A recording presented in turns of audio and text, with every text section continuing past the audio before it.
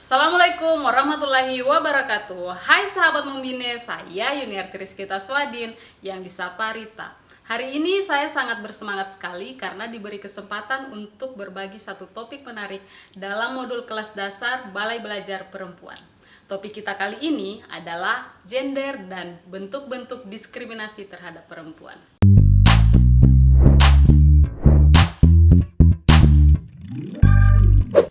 Dalam topik kali ini, kita akan bercerita tentang apa itu gender, diskriminasi, dan bentuk-bentuk diskriminasi terhadap perempuan. Definisi gender adalah sifat dan perilaku yang diletakkan pada perempuan dan laki-laki yang dibentuk secara sosial maupun budaya.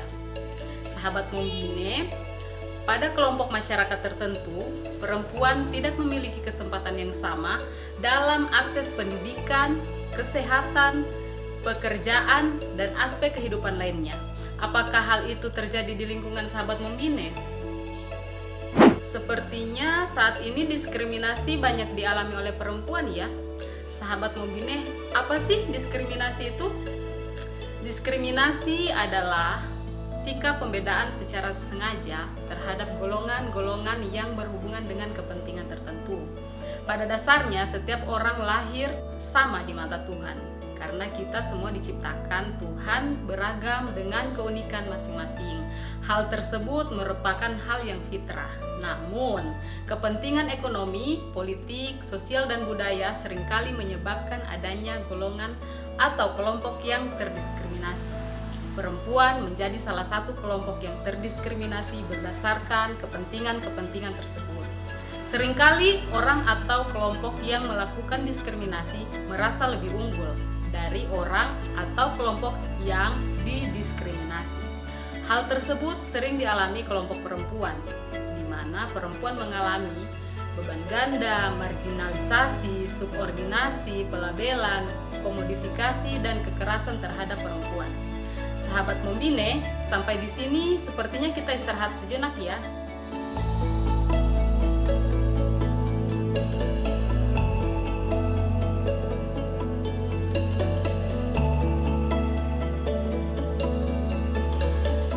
Selamat datang kembali sahabat Membine. Kita lanjut ya. Umumnya, ketidakadilan gender sering dialami perempuan dalam kehidupan sehari-hari. Sekarang saya akan jelaskan 6 bentuk ketidakadilan gender yang sering kita lihat dalam kehidupan sehari-hari. Yang pertama itu ada marginalisasi atau kemiskinan ekonomi. Marginalisasi ini merupakan bentuk diskriminasi perempuan pada lapangan kerja tertentu dan ketentuan upah yang merugikan perempuan secara ekonomi. Karena perempuan dianggap lemah, sehingga pekerjaan mereka sering diidentikan dengan sektor domestik dengan upah rendah, seperti pembantu rumah tangga atau buruh cuci. Kemudian yang kedua itu subordinasi atau tidak dipentingkan dalam keputusan politik. Secara sosial dan budaya, perempuan digambarkan sebagai makhluk yang lemah secara fisik dan psikis. Dan celakanya, hal itu menjadi kebenaran yang dipercayai secara umum, sehingga berdampak pada banyak aspek dalam kehidupan, salah satunya dalam kepemimpinan politik. Sahabat Membine, sadar tidak, ada berapa banyak perempuan yang menjadi kepala desa saat ini? Padahal, mungkin saja pemimpin perempuan bisa lebih baik daripada kepemimpinan laki-laki. Berikutnya ada stereotip atau pelabelan. Setiap manusia tidak ada yang suka diberi label atau nilai negatif oleh orang atau kelompok masyarakat lainnya. Tentu saja itu tidak nyaman ketika dicap sebagai orang yang bodoh, malas, lemah, atau label negatif lainnya.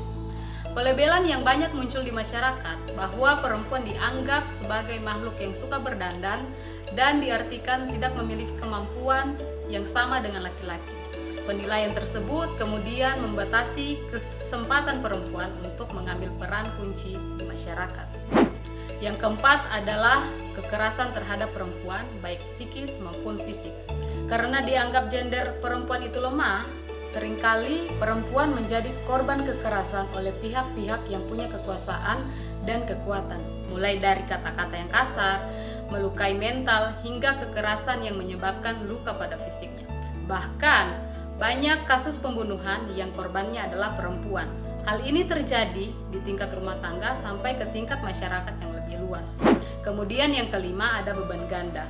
Karena secara gender perempuan diposisikan sebagai penanggung jawab kelangsungan rumah tangga, maka kegiatan domestik menjadi beban perempuan. Bahkan dalam rumah tangga miskin, perempuan sering menjadi pencari nafkah untuk keluarganya. Terakhir, ada komodifikasi atau melihat manusia sebagai komoditi. Kondisi ini cenderung dialami oleh kelompok rentan seperti perempuan, anak-anak, gender minoritas, di mana manusia dilihat sebagai barang yang bisa diperjualbelikan. Contoh kasus, anak yang dijual untuk dipekerjakan atau perempuan yang dipaksa menjadi pekerja seks. Bahkan, tubuh perempuan dijadikan objek penarik dalam memasarkan produk tertentu, seperti perempuan yang dipekerjakan sebagai sales rokok yang harus memakai pakaian seksi dan minim.